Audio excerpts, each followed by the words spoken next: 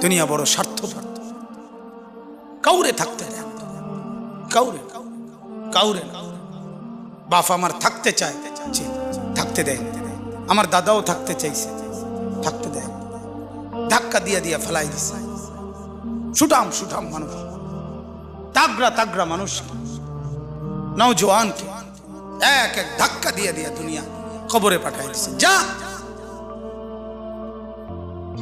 আল্লাহ তাআলা আমাদেরকে বুঝ দান করে। অতএব আমার ভাই, ফিকির মূলত ফিকির। আমরা মুসলমান, আমার কথা রাগ হইয়েন না, আমি আবেগে বলছি, মহব্বতে বলছি।